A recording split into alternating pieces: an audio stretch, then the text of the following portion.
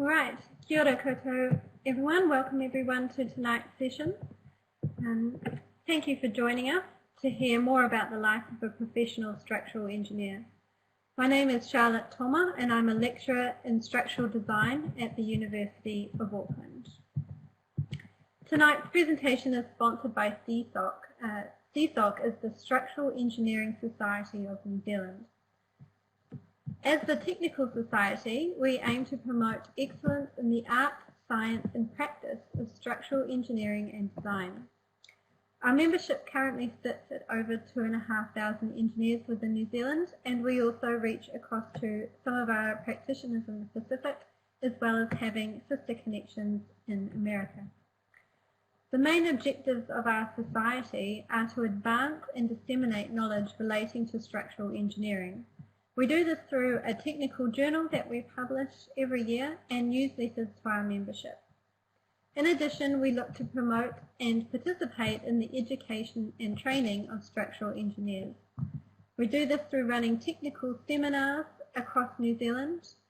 We also have a national conference that runs every 2 years, which is being held in August this year. And in addition, we have an emerging structural engineers network, which looks at promoting technical seminars and mentoring to our young and emerging structural engineers. Another key objective of SESOC is to provide a forum for communication about structural engineering issues among our members and also with the public. And you may have seen SESOC in the news. Our president has often asked for his view and advice on issues relating to our industry, as well as some of our professionals speaking as expert witnesses in the court system.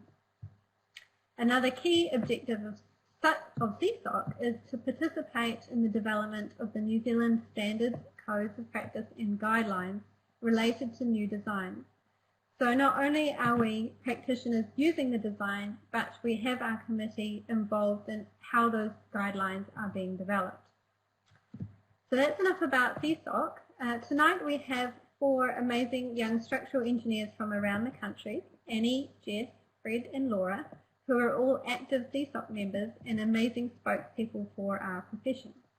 So I'm going to pass off to Annie to get us started with her presentation.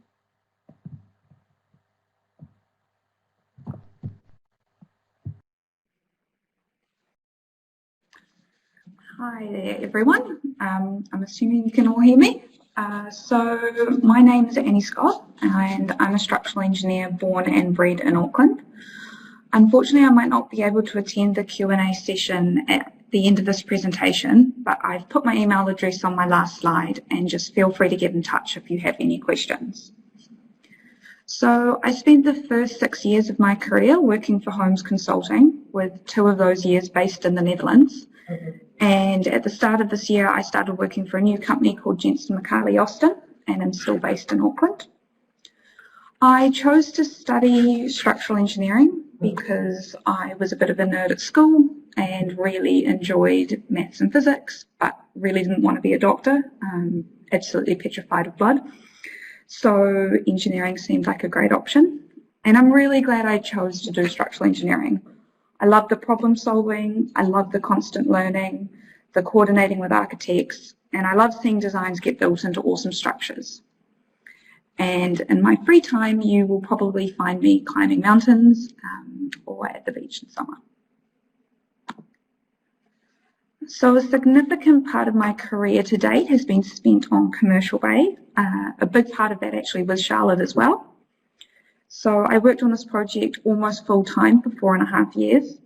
Commercial Bay, hopefully those who are based in Auckland have had a chance to go check it out, but it was the redevelopment of an entire city block in downtown Auckland. It consists of that new 40-storey tower that you can see, 6 new retail buildings, a new underground basement for car parking, and a rail tunnel beneath the whole site, and the assessment of the 2 existing buildings, formerly HSBC Tower and Zurich House. So it was quite the challenge. My main role was completing the design of Building 6, the small yellow one on the corner, which you'll probably now know as the H&M building, as well as the car parking basement. And then I also helped out on the detailed design and construction monitoring of the other main retail buildings. So designing the H&M building at Commercial Bay was sort of my first time getting experience working closely with an architect. And it's this collaboration process that I really love about engineering, and sort of something really special you get with new design work. I'm currently working on the design of a new residential apartment block in Freeman's Bay, which is just the picture shown below there. And I'm getting a similar experience of this coordination process at the moment. It's really fun getting to problem solve building layouts, structural dimensions, and working through challenges with other consultants. And definitely something that I would say, enjoy the process. A big learning I wanted to get across is to identify the structurally complicated areas early on with other consultants. I think often the timeframes of architects and structural engineers is quite different, but it's really important that, where possible, you identify those areas where you are going to need columns or extra diaphragm steel really early on, and then it becomes less of a hassle down the track. So I've also completed the seismic assessment of a few existing buildings, which includes the Galbraith building out at Middlemore Hospital, the Barrington Safrana buildings in the Auckland CBD down at Britomart, and currently a building on Upper Queen Street, which was built in 1912. The aim of the seismic assessment is to provide a building assessment rating relative to a new building as if it was built today.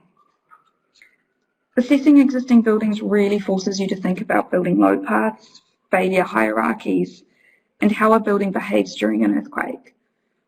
Plus, it can be a lot of fun looking through structural drawings that are over 100 years old and in different units and hand-drawn, and yeah, it's pretty interesting stuff.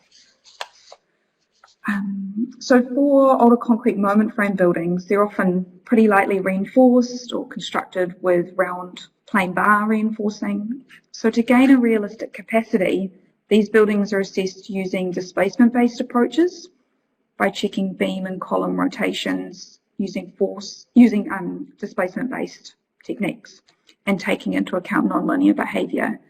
And it's a really different way of doing structural engineering compared to how you would design a new building.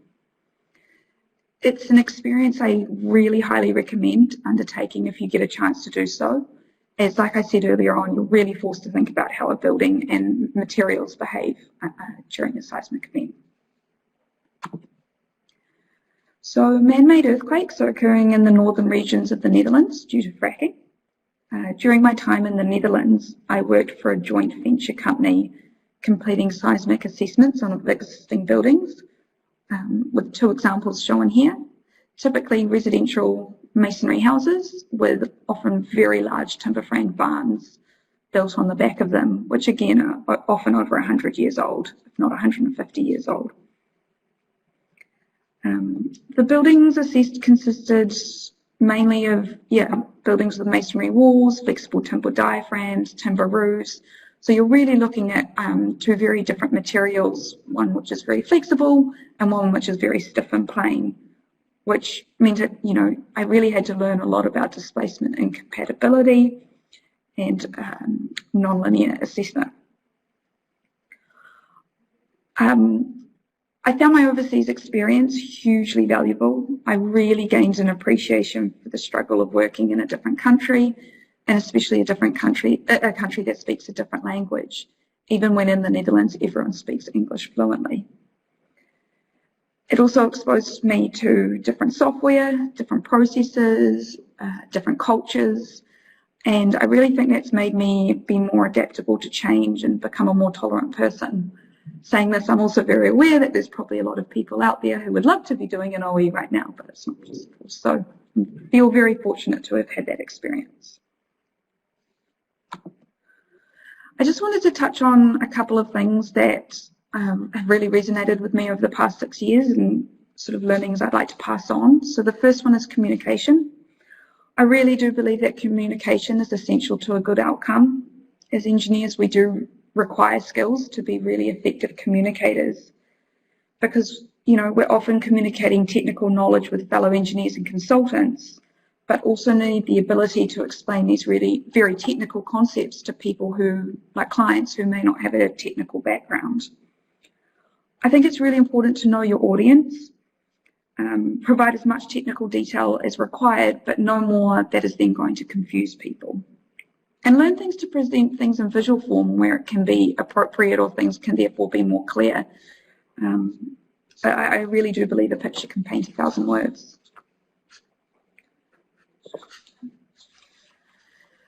Beam column joint. I spent a lot of time designing beam column joints for multiple buildings on Commercial Bay, and they're definitely something where I think the complexity of them is underestimated. Even for a nominally ductile building in Auckland, the size of beam column joints can often govern the size of your moment frame beams and columns. There's code limits, which are pretty strict on reinforcing bar sizes that can pass through a joint, and the horizontal joint shear stirrups required sometimes cannot reasonably fit in a joint if your beam's too shallow. So my advice is design them early on and have a really good read through of the code and the commentary, and draw out all your joints to scale, allowing for tolerances and drawing 20 mil bars as 22s and all of that sort of thing. And then finally, just some life lessons. Be open to new engineering concepts and change, as it can be used for fuel for you to grow and for others to grow. And it also helps you find better and more efficient ways of doing things. Don't complain about change, be the person who embraces it. Everyone makes mistakes. Any senior structural engineer will have plenty of examples to tell you about mistakes they've made. The important thing is to take ownership of these mistakes, solve the issue, and learn from them. And share these learnings. Share them with your peers and your colleagues. I really think this is a collaborative industry, and it's really important to keep it that way.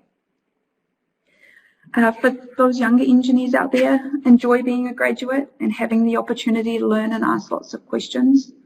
Don't use spreadsheets and analysis softwares as just black boxes. Take the time to get to learn how to do things properly. So that's all from me. I will now hand over to Jess. Thank you.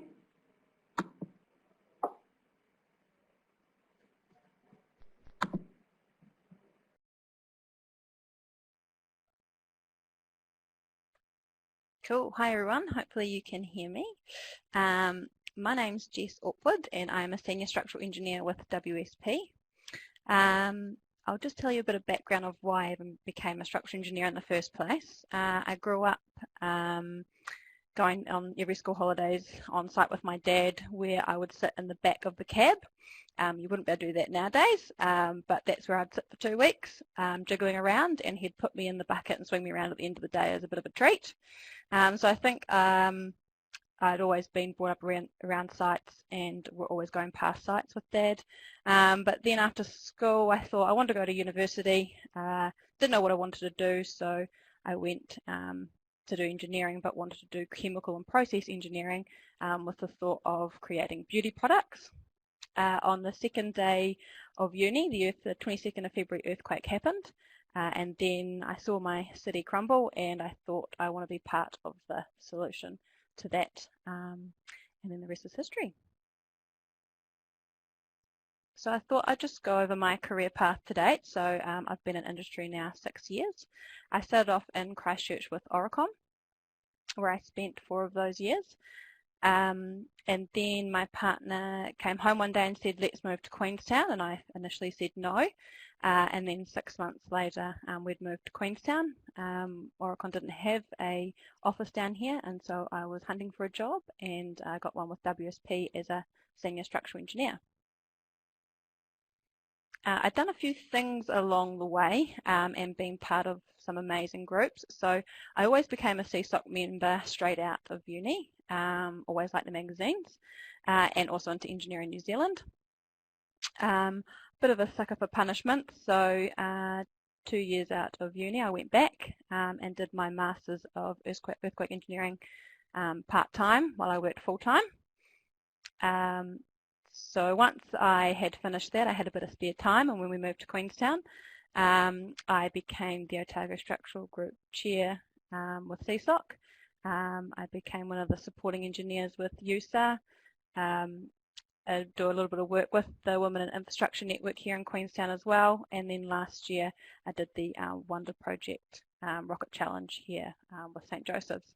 So it's fair to say I love all the extracurricular activities that go with structural engineering.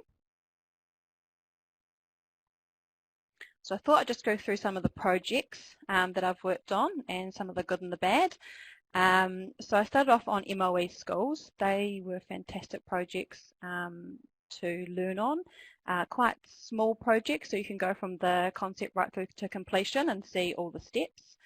Had a fantastic team that I worked with, including the architect, that we're still good friends. But the client on this one, the particular person, wasn't a nice person to be around, was often quite shouty and really didn't appreciate any of the hard work we were putting in.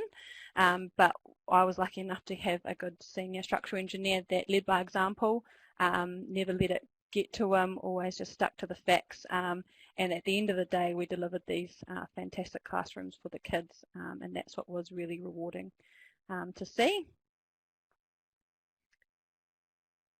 And I was lucky enough early on in my career to work on a big project, which is Atlas Quarter in Christchurch. There was a mix of 5 to 2-story buildings, about 7 of them, around 110 units. Big team of structural engineers that worked on this, and some really cool engineering. These big 5-story buildings had piles to 28 metres, which is higher than the building itself. Building on the end, that's the one that I completed, that was a concrete wall building, and then the terrace houses you see on the side, that was timber and steel. So again, very lucky to work with a fantastic team and good technical support. In terms of what didn't go so well, lots. This was a very trying project. A lot of handover within the client organisation, a lot of handover within the contractor's side as well. Turned up to site and they had forgotten a lot of the foundation beams in the pre-pour, forgotten or just did not install all of the reinforcement for the pile caps, and they had a concrete truck there ready to pour. So very trying times, some not nice things said on site, but again I had really good mentors in this space, just teaching me to keep my cool. And I think one of the contractors did joke, and I don't know if he was joking, but he was going to bury me in the foundations. So yeah, definitely learnt to the communication side of things and staying factual, all that sort of stuff.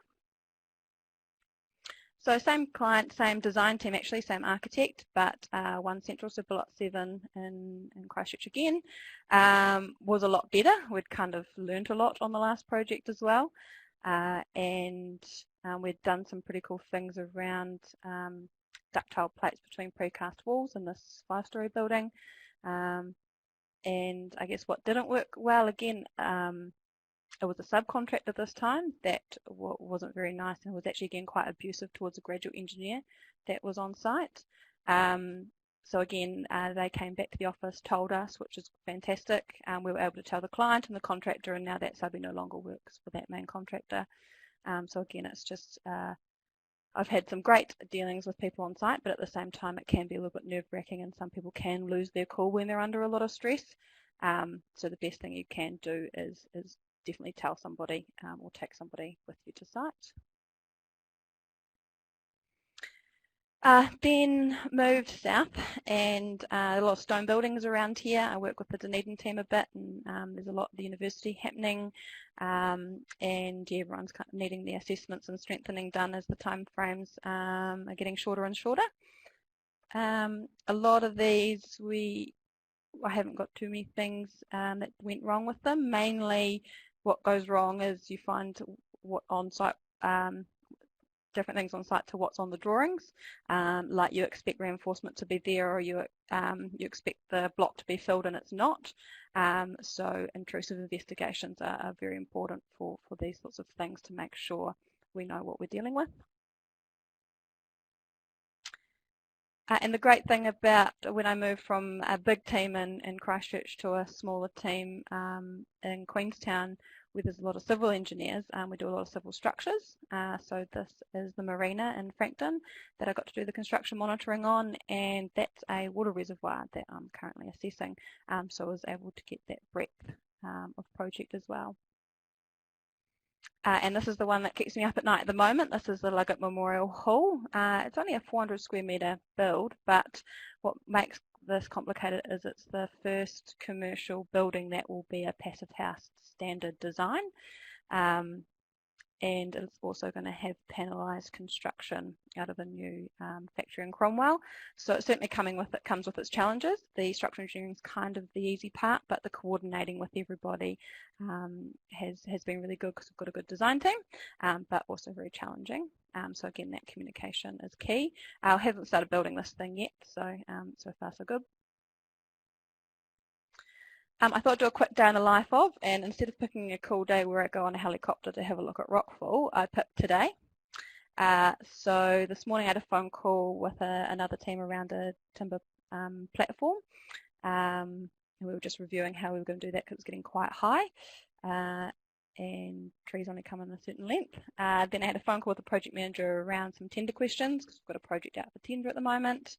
Then I had one of our principal engineers ring me up and say that a contractor had forgotten to install a wall, or couldn't install a wall, or didn't want to install a wall. I'm not quite sure yet, but we were brainstorming what we were going to do about that. And then I finishing off that reservoir, talking about, and did some bid writing, so a busy day. But I guess what this shows is it can be quite a diverse day, from calculations to talking on the phone to problem solving things on site.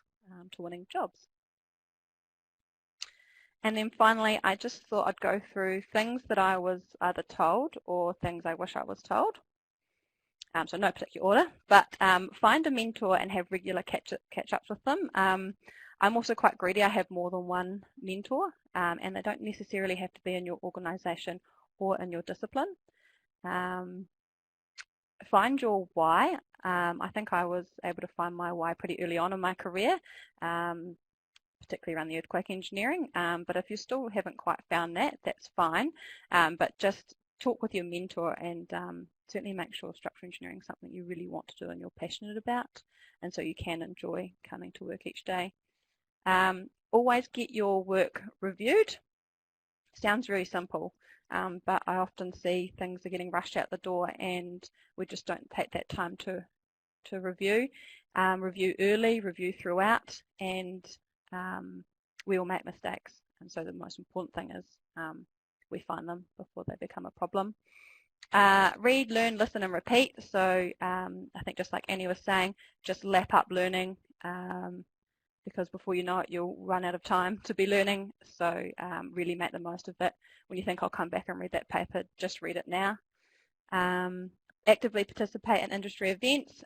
Read the SESOC magazines. They are really, really good. The newsletters, I know they can be long, but it does keep you up with the knowledge of the time.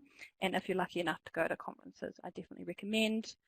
Learn outside of just structural engineering. There is more than just us, and all the other disciplines are quite interesting and they do affect you. So yeah, do try and take an interest and just ask questions. And then finally, keep a record of your CPD hours. So you could just log into the Engineering New Zealand website now and log this one, because it took me over 3 days during lockdown to log all my hours that I had in a spreadsheet. So highly recommend. I wish I told myself that a few years ago. So almost up. Strive to work on good projects. Try and go for the technical. Try and do a variety of things. Try and get out on site. Don't worry so much about when's the next promotion or when's the next pay rise, because it will come. Just be really focused on trying to get that really good base at the start of your career. A couple more things. So if you are feeling uncomfortable on site, if someone isn't speaking very nice to you in the office, you're feeling stressed out, do just tell someone. Because no doubt someone's been in that position before and they'll be able to help you. Keep a good record of things and have fun. If you do have any questions afterwards, after the Q&A, my details are there. Now I will hand you over to Fred.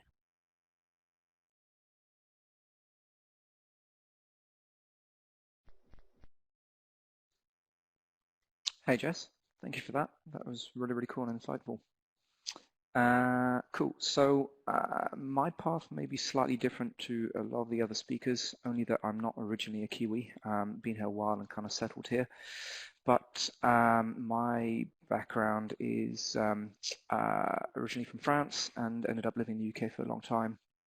And as part of living in the UK, ended up going to uni there, and by kind of some luck, I guess, I ended up doing engineering.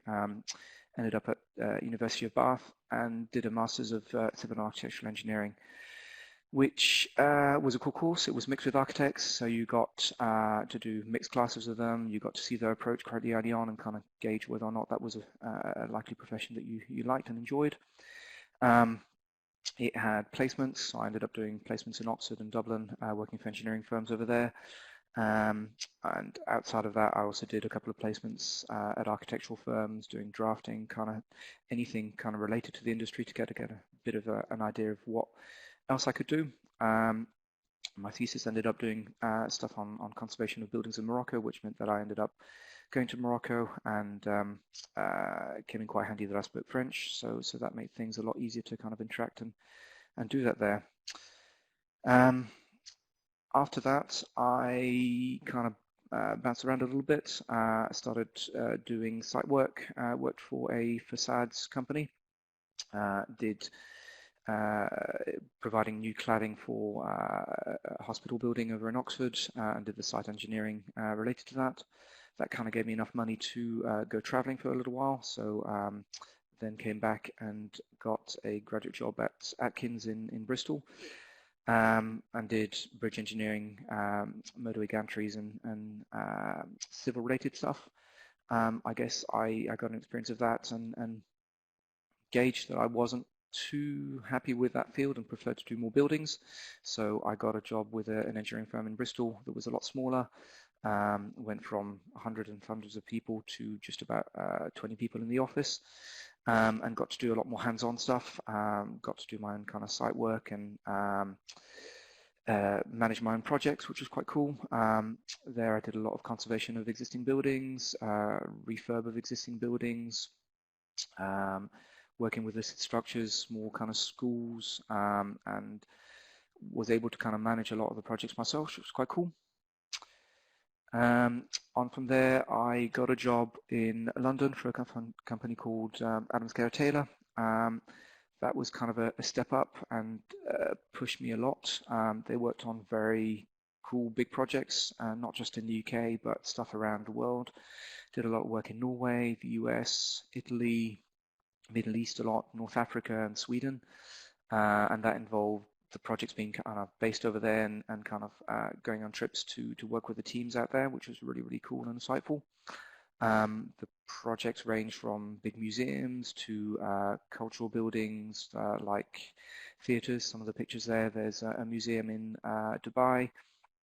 There is a staircase for a building over in London for the Bloomberg building, which we worked on.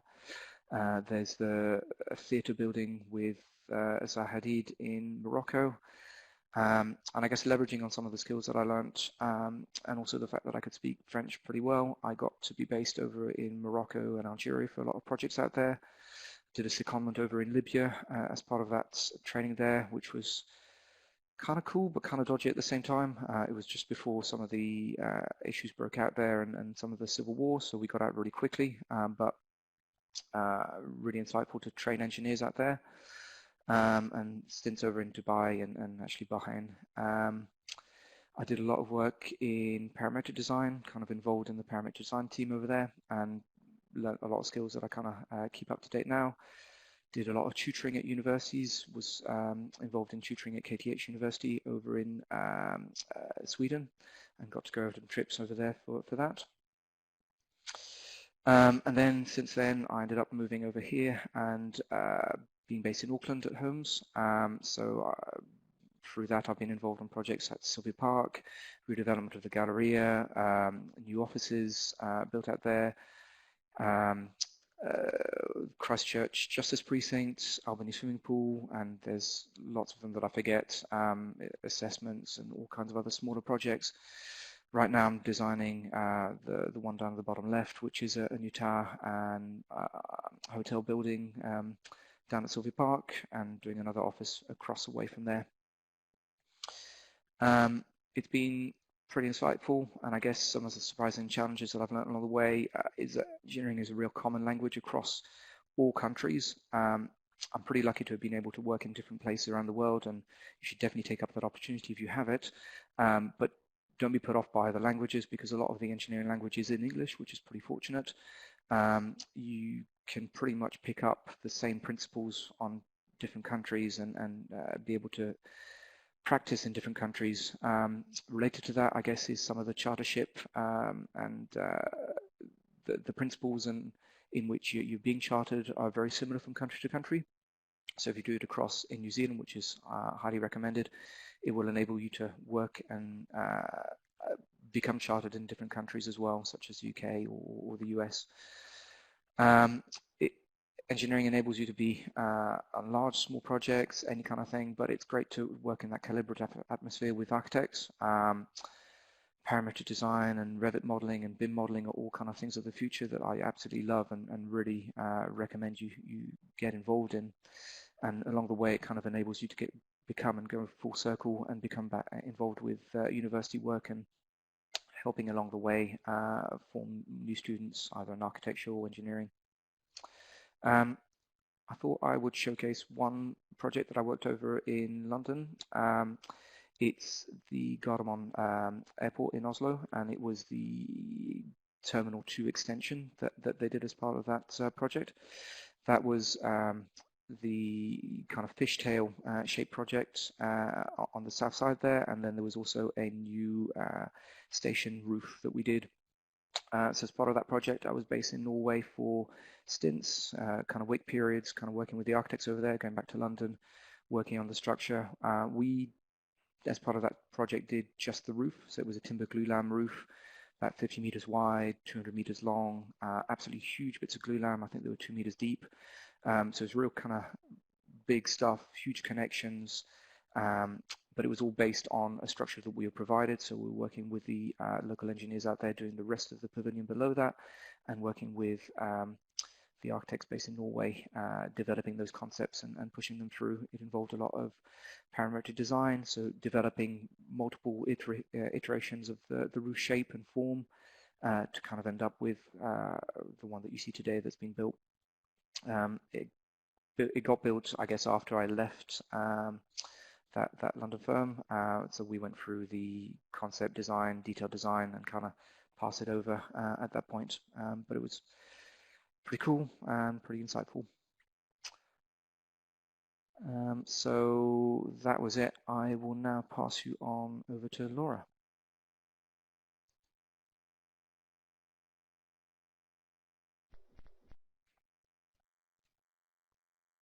Thanks, Fred. So hi, my name's Laura Swoss. I've been working as a structural engineer for Homes Consulting in Christchurch for just over 3 years now. Similar to the others, I'll talk a little bit about my career so far, some of the opportunities along the way, a few brief lessons learned, and then I'll finish off with some pretty pictures and a project that I've been involved with recently. I'd start off with saying it's a bit of a funny one to talk about your career when you're only 3 years in. So I thought instead I'd focus on how I kind of ended up in structural engineering and some of the decisions that led there. I actually started out studying architecture at Vic in Wellington. I guess I'd always been interested in buildings, but it wasn't until halfway through my first year at Vic that I realised what I should really be studying. We had a guest lecturer come and present who talked about forces and figuring out how structures worked and load paths, more than just the aesthetics and sense of space. So it turns out he was an engineer, not an architect, and after some time seeing what it was he did for a job, I made the switch and moved to study in Canterbury. I think it's interesting listening to some of the others tonight talking about it.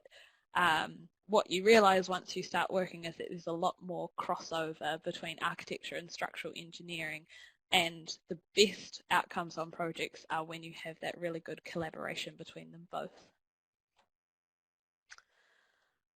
So while I was at uni and starting to look at where I might want to work, there were a few different things that factored in. Again, I was lucky enough to travel on exchange while at university, something not to be taken for granted now. And one of the things I realized while I was traveling was that one of the things I really love about buildings is the history. So when looking at consultancies, I looked first at what projects they were involved in. I wanted to see if they were involved in the heritage and restoration space, working on community buildings that everyone would be using. Another thing that was important to me was that I wanted to work somewhere that had a graduate program that would provide technical support and development, but I also didn't want to work somewhere so big that I felt like an anonymous little fish who you didn't get to meet everyone. So that was quite key. And another was around culture. You're working most days of the week, so you really want to enjoy what you're doing, and finding the right environment and colleagues is a really important part of that. So for me, Homes ticked all the boxes. They were working on some pretty awesome heritage restoration projects in Christchurch, like the Arts Centre. They had an awesome graduate development program, but they were still a New Zealand-based company. So since starting work, I've had a pretty wide range of opportunities. I guess what I had anticipated being a new grad in a company is that I would be involved in smaller projects or doing a lot of nitty-gritty detailed design. But I guess I couldn't have been more wrong. In my first year of working, I had the opportunity to work on the Arts Centre design team, and that was the project that had drawn me to apply to work there in the first place. So that was involved strengthening unreinforced masonry, designing timber diaphragms to tie the building together, and coming up with some fairly clever ways to recreate chimneys that were over 8 metres tall. On the other end of the spectrum, I've been a designer on a new school performing arts centre. That had a lot of architectural challenges, with a lot of thought going into the use of the space, acoustics, and fitting in around other school buildings. I was also involved in the new Christchurch Hospital development and have run the construction monitoring work day to day on site at the Arts Centre. So a pretty wide range of experience, and a lot of the time I was given quite a lot of responsibility in different ways on each of these projects, but always with a lot of people to support me. I think Jess mentioned that before, always having someone to back you up. And because of that, I've had some fairly incredible experience in the first 3 years of my career. But I think project work is just one example of the opportunities that are available within structural engineering. I think some others mentioned the extracurricular activities that you can be a part of. There's a lot of technical aspects to what we do day to day, and there are many ways that you can learn and develop skills in that area. One of them is through industry groups. I've put a few up there that I've been involved in, and some provide technical support like SESOC or the New Zealand Society for Earthquake Engineering, but there are others that are set up around soft skills and networking and getting together with like-minded people to share experiences. Through some of those connections, I got the chance to be on the new committee for the SESOC Emerging Structural Engineers Network. So that was what Charlotte mentioned at the start, setting up a network of emerging engineers around the country to help with that transition from university through to graduate engineer. And it was amazing the opportunities that opened up, developed a great range of contacts both within Christchurch and across the country, but it also gave me the chance to attend the SESOC conference in Auckland a couple of years ago and chair the emerging engineering stream there. So along the way with these experiences, I've learned a number of different lessons that may be helpful to those starting out like me. I think the first one, which everyone has touched on in one way or other, is just how important communication is. I think coming out of university, you would expect that the technical information you learn is the most crucial, and while it's important, I think some of the biggest challenges come down to how we communicate. It's not just about being able to get up in front of people to present, but learning how to understand their perspective Everyone's coming with a different background, they've got different experience, they think differently and have a different understanding of what you do. And in one meeting you might have an architect, contractor, quantity surveyor all around the same table, and it's really important to be able to step into each of their shoes and see what's driving their discussions. Another lesson has been in saying yes to opportunities put in front of you. There are often opportunities available, whether it be going along to a presentation, developing some specialist knowledge in an area, volunteering in a group or presenting at a conference. And each of them brings its own challenges, but it also opens up a lot more doors ahead. And I guess the final one there is don't be afraid to speak up. I think this can be really tricky when you're first starting out, but if you have a passion in a particular area, tell somebody about it. It won't always work out that you get to work on your dream project, but if you've got a mentor or someone who you check in with who knows what you're interested in, or maybe you want to specialize in a particular area, that's one more advocate you have on your side who's going to help get you onto those projects in the future. And then finally, I just thought I'd talk about one of my recent project experiences, a bit of a dream job for me, and part of the Christchurch Cathedral design team. So I think most of you will be aware, but the Christchurch Cathedral was seriously damaged as a result of the Christchurch earthquakes, and since then no one has been able to enter the cathedral due to the high hazard of any further damage in subsequent earthquakes. So the first step has been to stabilise the site to enable those in the design and construction team to get into the building for further assessment and to start the strengthening and repair works.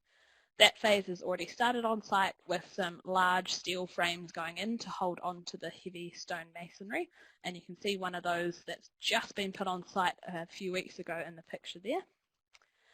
So while one of our structural engineering teams deals with the stabilisation design, a whole nother team is working on analysing and designing the permanent strengthening design for the cathedral, and that's the team that I've been part of.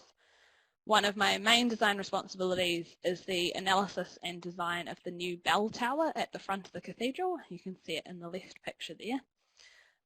The tower suffered damage in the 2011 earthquake and in the end had to be deconstructed by search and rescue teams in the immediate aftermath of the quake. So that middle picture there shows the missing portion of the tower. What that means is that the tower will actually need to be a new structure made to replicate the heritage of the original tower. The entire cathedral is designed to be base isolated, which helps to damp the earthquake accelerations that the building feels and therefore reduce the seismic demand on the structure. So to design the tower, the first step was to build this analysis model, adding in the different material properties, stiffnesses, springs to represent the isolation plane at the base of the tower, drawing up members and panel elements. And as that needs to replicate a historical tower, a lot of work has gone in between the architects and our design team to establish the geometry of the tower, thicknesses of walls, modelling right down to windows and small openings, and you can see a lot of that detail in that drawing there. The structure's then been analysed using a software called ETABS to undertake a modal analysis, and that helps us see the expected response of the tower during a seismic event. And from the output of that model, we can then start designing the structure itself, including thickness of concrete walls, how much reinforcing going in, what do the floor diaphragms look like, and how much is the structure going to move. As you can see from the pictures, the tower is incredibly tall and incredibly heavy. The tower has 6 levels, is over 27 metres tall, and then the spire on top of that is a further 30 metres. All of that means that it weighs just under 24,000 kilonewtons or 2,400 tonnes. Basically what that means is that by the time you get to the bottom of the tower, there are some really big design forces to consider, and those big overturning forces from that mass being accelerated at height. It's also being restored as a fully functioning bell tower, which means there are some really interesting constraints provided by the bell tower, the bell designers, including some deflection tolerances and frequency limits to be aware of. I think though one of the most amazing parts of working on a project like this is taking a step back and just thinking about the history of the building. The cathedral is an icon in Christchurch. It's been the central part of the city for over 100 years, and to get the opportunity to be a part of the team strengthening and designing the structure for a further 100 years is a fairly humbling thought, really. So I think that's it from me. I'll hand over for questions now.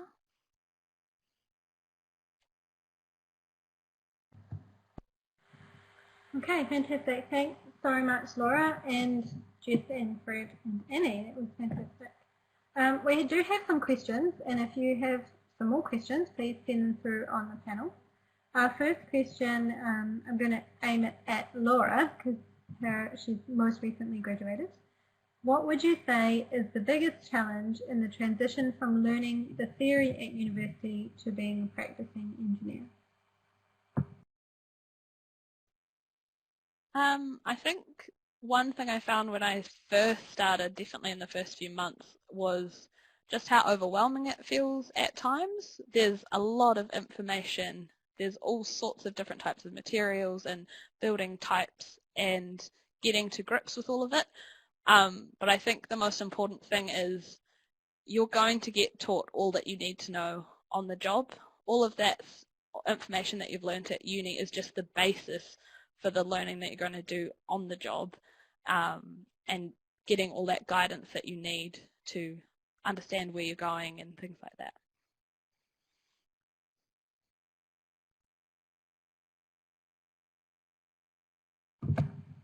Oh no, I'm going to skip that one because I'm not sure what they're getting at. I think it said, as a structural engineer, do you just do the bones of the buildings or do you do all the guts too, i.e. the pipes, electrics, layouts and design?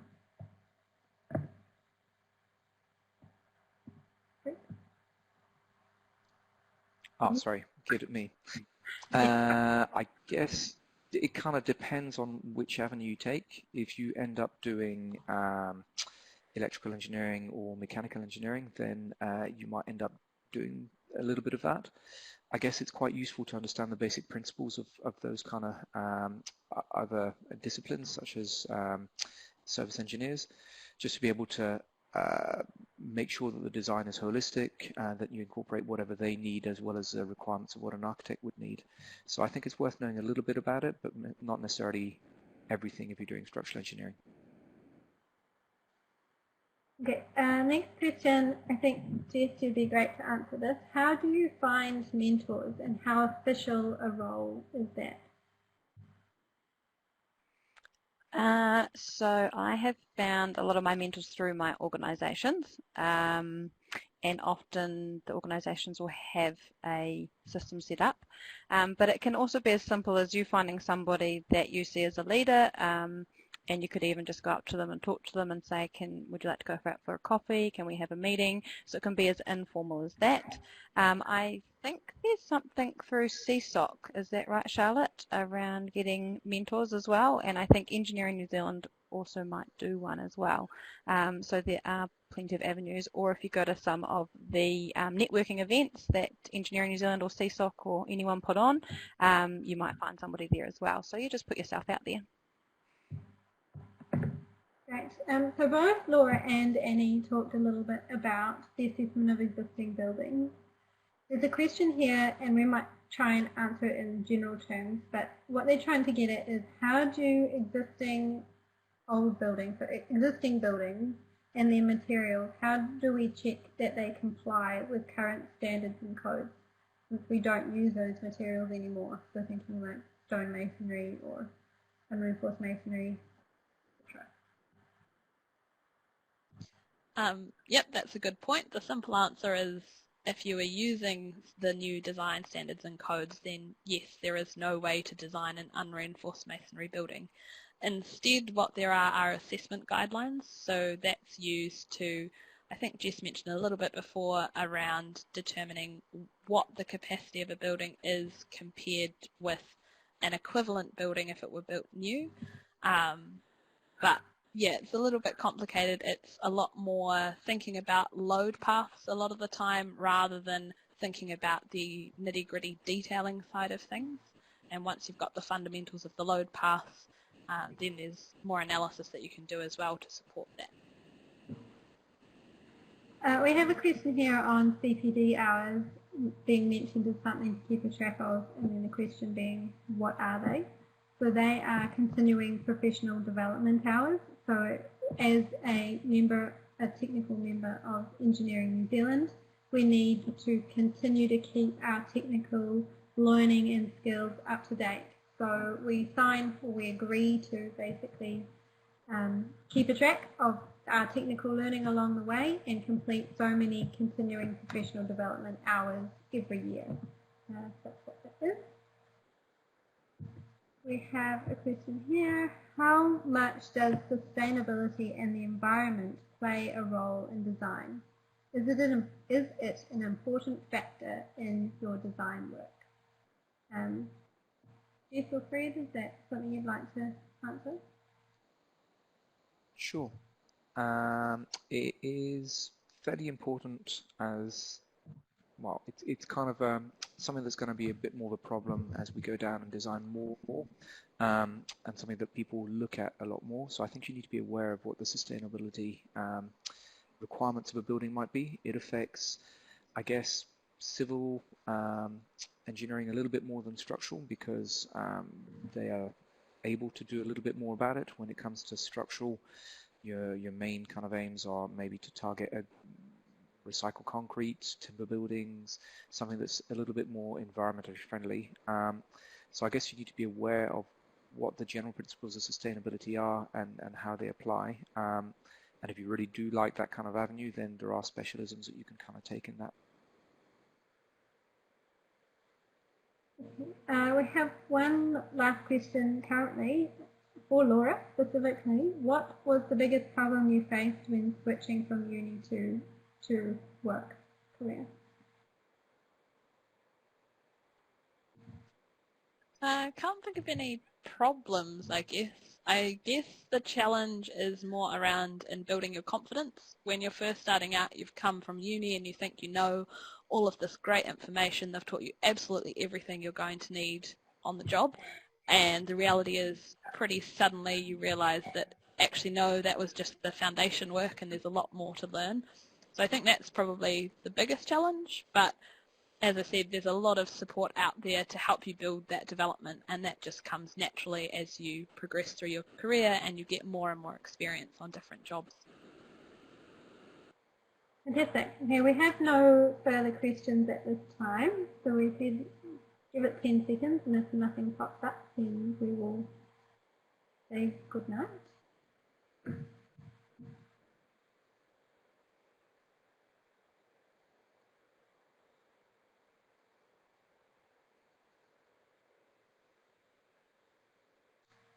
Okay, so I think we'll close there. Thank you again for everybody attending and listening to our speakers and their experience. I really hope that you've gained something from their experience. It was all exceptionally good feedback and some really interesting and amazing projects that they've all worked on. If you are in the structural space, please join SESOC. We have a fantastic student membership, which means that you can be part of our society for free as a student, and you will then get all the advantages of being a SESOC member. So our technical advice, our networking, our graduate and emerging structural engineers seminars that run all through the country. Our website, you can go. Yes, we also have a LinkedIn profile, but the website is www.sesoc.org.nz. And I think my final thing here is just to say thank you again to Jess, Fred, Laura and Annie for taking the time to share your experiences with us. Thanks everyone. Hope to see you again in one of our SESOC events.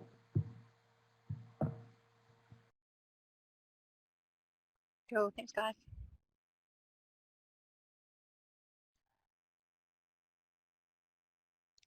Thank you all.